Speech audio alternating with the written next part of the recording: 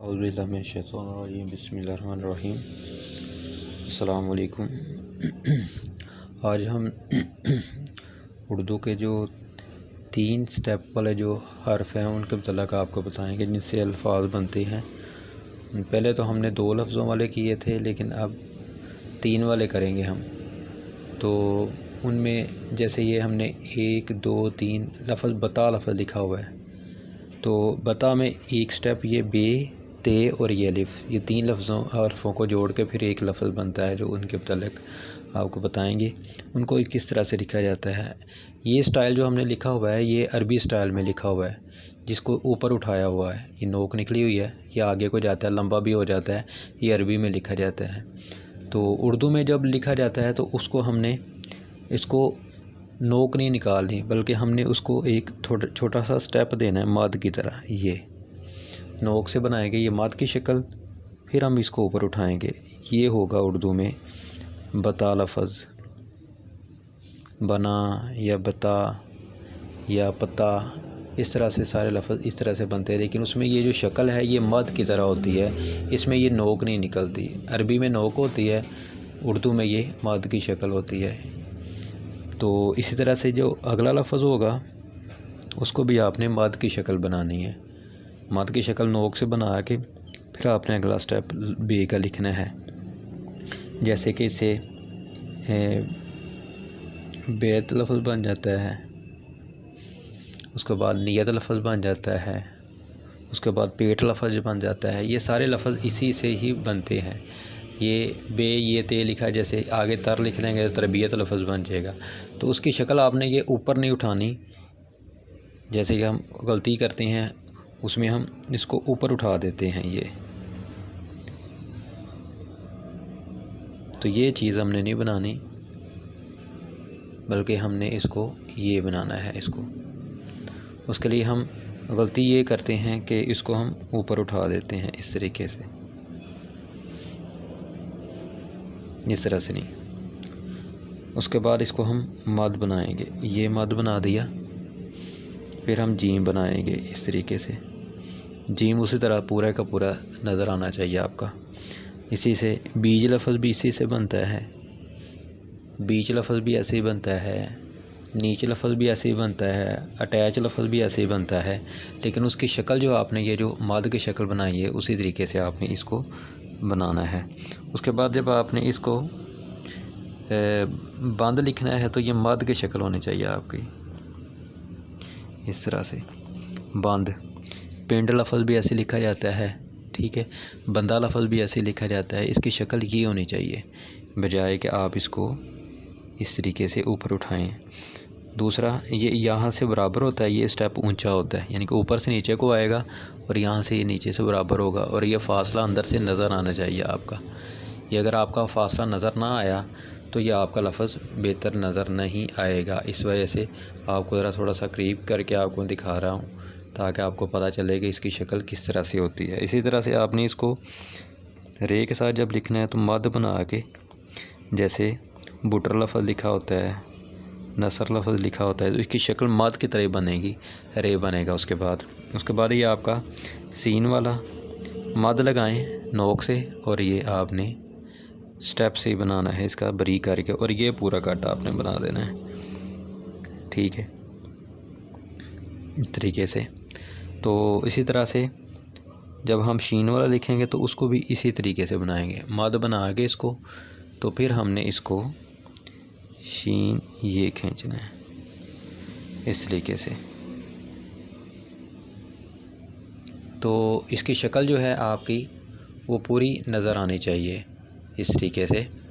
तो जब हम इसको अगला स्वाद वाला लफ्ज़ लिखेंगे तो वो भी इसी तरीके से ही लिखेंगे।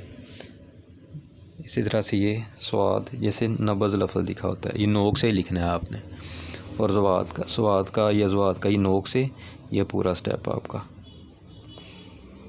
ये देखें नब्ज़ लफ्ज़ जैसे लिखा होता है, ऊपर से लफ्ज़ नीचे को आ रहा है, ये देखें ऊपर से नीचे को आ रहा है, बराबर नहीं जाते। अगर आप इसको बराबर वाला ये लिख देंगे, नोक भी निकाल देंगे ये वाला, तो ये आपका लफ्ज़ गलत हो जाएगा, बल्कि इसको ऊपर से नीचे को लेके आना है। इसी तरह से ये आपका जो तोएं वाला स्टेप है उसको भी आपने नोक से मद बनाना है और नोक से ही तोएं लिखना है, क्योंकि तोएं जब भी लिखा जाता है वो नोक से ही होता है। इसी तरीके से बी, जैसे रबी लफ्ज़ लिखा होता है उसी तरीके से आपने यहाँ से नोक से लिखना है, ये भी नोक से लिखना है। लेकिन जब यहाँ से आपने बनाना है तो पूरा स्टेप आपने इसको सर्कल का बना देना है। उसके बाद ये नोक से यहाँ पे आपने पूरा कट चलाना है इसका, जैसे बीफ लफ्ज़ लिखा है। उसके बाद ये आपका काफ के साथ भी ये नीचे होता है, ये ऊंचा शुरू है, क्योंकि ये सर्कल वाले हैं। सर्कल वाला लफ्ज़ हमेशा आपने ऊपर से शुरू करना है। बीक लफ्ज़ लिख लें या अनीक लिख लें, उसी तरह से ये लफ्ज़ होता है। ये इस तरह से ये मद बना के ऊपर उठाना है अलिफ की तरह, फिर आपने इसको काफ बनाना है। ये देखें, जैसे बैक लफ्ज़ होता है, पैक लफ्ज़ होता है, नेक लफ्ज़ होता है, वो सारा इसी तरीके से लिखा जाता है। उसके बाद आपने लाम जब लिखना है तो उसको भी इसी तरह से मद बना के उठाना है स्टेप, और उसी को नीचे ले जाना पूरा लाम को। अगर यहाँ से हम लाम को काट देंगे, देखिए पूरा लाम नज़र आ रहा है हमारा सीधा। और ये इसका जैसे बेली बा वाला लफ्ज़ लिखा था, ये बता वाला, ये वही शक्ल है, लेकिन ये नीचे लिखी हुई है, लेकिन ये आपने ऊपर से शुरू करनी है। इसी से आपका नी लफ्ज़ भी इसी से बन जाता है, बैल भी इसी तरह से बन जाता है। ये देखें, नुक्तों में फ़र्क आता है,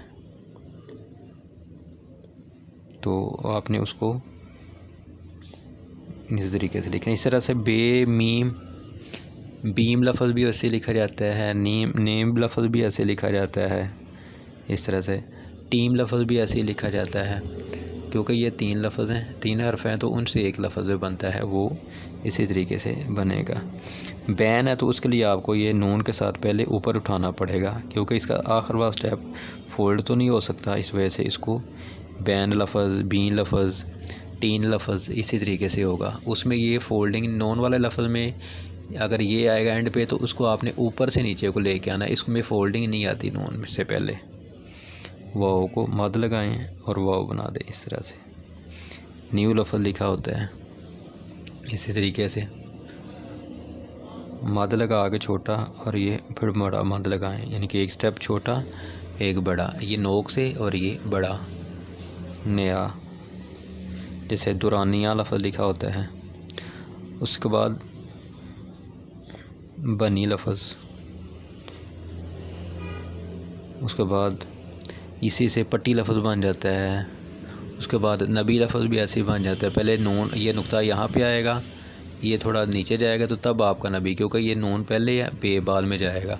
तो अगर आपने बे लिखना है तो पहले बे को इस तरीके से यहाँ से पीछे लिखा जाएगा, जो नुक्ता वो पहले पढ़ा जाएगा, जो इससे आगे जाएगा छोटी ए के ऊपर, वो आपका छोटी ए के साथ अटैच होगा। इसी तरह से बने लफ्ज़ जब लिखेंगे मद की तरह, और ये बड़ी है बने लफ्ज़, जैसे पत्ते लफ्ज़ भी ऐसे बना जाता है, तने लफ्ज़ भी ऐसे बनाया जाता है, पिते लफ्ज़ भी ऐसे लिखा जाता है। तो ये उसको इसी तरीके से आपने इसको लिखना है। और ये जो आपने ये इसको मद से लिखा हुआ है, ये हमेशा आपने नोक से लिखना है। तो ये जो छोटे छोटे पॉइंट हैं, उनको जब आपने यहाँ से आपने ये खूबसूरती जो बनानी है, ये ही आपका लफ्ज़ को शो करेगी। तो इंशाल्लाह हम अगले जो लफ्ज़ होंगे उनके मतलब की इसी तरह से डीपली आपको बताएंगे कि उसको कैसे बेहतर किया जा सकता है, और आप उसमें गलतियाँ क्या करते हैं। जब आप इन तीनों को जोड़ देते हैं आपस में लफ्ज़ों को, और नोक ऊपर उठा देते हो, तब आपके लफ्ज़ गलत हो जाते हैं। तो 3 स्टेप फॉलो को आपने बे वाले लफ्ज़ों को या नून वाले लफ्ज़ों को इस तरीके से लिखना है, जैसे कि आपको बताया गया हुआ है। तो ये देखें, हमने बैन लफ्ज़ लिखा हुआ है, और ये 3 लफ्ज़ में भी वही लफ्ज़ आया हुआ है इस तरीके से। तो इसी तरह से सारे लफ्ज़ इसी तरह से बनते हैं। जब हम इन लफ्ज़ों को सही लिखेंगे तो सारे लफ्ज़ हमारे बेहतर से बेहतर होते जाएंगे इंशाल्लाह। हम अगली मशक में आपको जीम वाले स्टेप, सेंटर में जो जीम आता है, बी के साथ जीम को लिखा जाता है, फिर अगले स्टेप में वो लफ्ज़ आपको बताएंगे ताकि आपको पता चल जाएगा उनको किस तरीके से लिखा जाता है। तो ये लफ्ज़ जब जिसकी मशक आपको करवा रहे हैं, ये इंशाल्लाह अगर आप ये तख्तियाँ पूरी कर लेंगे, उनके मशक इस तरह से कर लेंगे, तो इंशाल्लाह आपकी राइटिंग ख़ुद ब खुद बेहतर हो जाएगी, आपको पूछने की ज़रूरत ही नहीं होगी इंशाल्लाह। फिर आपसे मुलाकात होगी, तब तक अपना ख्याल रखिएगा और हमारे इस चैनल को सब्सक्राइब ज़रूर कीजिएगा, और कमेंट में अपने राय वो ज़रूर दीजिएगा। अस्सलामु अलैकुम।